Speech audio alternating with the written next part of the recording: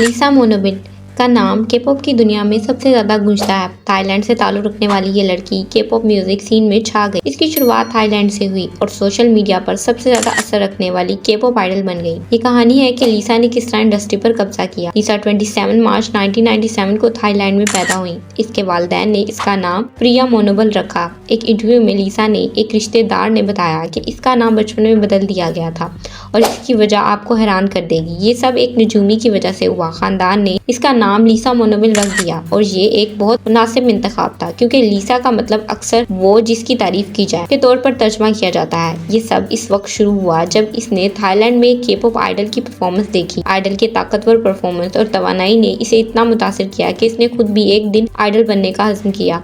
इसने अपने अल्फाज में, मुझे याद है जब मैं पहली बार रक्स से मोहब्बत की, पहली बार जब मैंने थाईलैंड में एक के-पॉप आइडल को परफॉर्म करते हुए देखा तो वो लम्हा आज भी मेरे जहन में ताज़ा है। इसकी ताकतवर परफॉर्मेंस और इसकी तवानाई ने मुझे इतना मुतासिर किया कि मैंने भी रक्स सीखने और गुलकारा बनने का ख्वाब देखा। लिसा की मौसीकी के लिए मोहब्बत कुदरती तौर पर बढ़ती गई। जब वो मौसीकी और रक्स से मुतासिर हुई, 4 साल की उम्र में रक्स की क्लासेस शुरू करने के बाद लिसा ने अपने बचपन के दौरान बाकायदगी से रक्स के मुकाबलों में हिस्सा लिया। बहुत से लोग नहीं जानते कि लिसा डांस क्रू विज़ा क्लब का हिस्सा थी। इसके बाद इन्होंने YG एंटरटेनमेंट के थाईलैंड ऑडिशंस में वाहिद उम्मीदवार थी जो कि 2010 में पास हुई और 14 साल की उम्र में कोरिया चली गई ताकि वो अपना ख्वाब पूरा कर सके। ये लिसा के लिए बिल्कुल आसान नहीं था। रोलिंग स्टोन के साथ एक इंटरव्यू में इन्होंने बताया कि कभी कभी मैं कहती थी कि मैं सिर्फ स्कूल वापस जाना चाहती हूँ। YG एंटरटेनमेंट की तरबियत हासिल की। लिसा का वक्त ब्लैक पिंक की दीगर लड़कियों के मुकाबले में सबसे ज्यादा मुश्किल था। इसे कोरियन जुबान नहीं आती थी और किसी को भी इससे अंग्रेजी में बात करने की इजाजत नहीं थी। फिर डेब्यू के मंसूबे बार बार मुलतवी होते रहे और वो इसके इख्तिताम को नहीं देख पा रही थी। लिसा ने बताया कि वो अक्सर सोचती थी कि ये कब खत्म होगा। हर माह टेस्ट देना पड़ता था। एक मौके पर लिसा ने अपनी माँ को बताया कि वो छोड़ना चाहती हैं, लेकिन इसकी माँ ने इसे रोक लिया। शुक्र है कि मेरी माँ कहती थी कि अपनी सूरत हाल के बारे में सोचो, कितने बच्चे तुम्हारी जगह आना चाहते हैं। अगर तुम हार मानकर घर आ जाती हो तो क्या तुम एक आम जिंदगी गुजार सकती हो? तुम दोबारा कोशिश करोगी। अब तुम यहाँ हो, बस आखिर तक थामे रहो। लिसा की माँ ने इसे सबसे बड़ा सपोर्ट फ्राहम किया। जब वो सीडीएस पर डांस करती तो इसकी माँ इसे खरीद कर देती।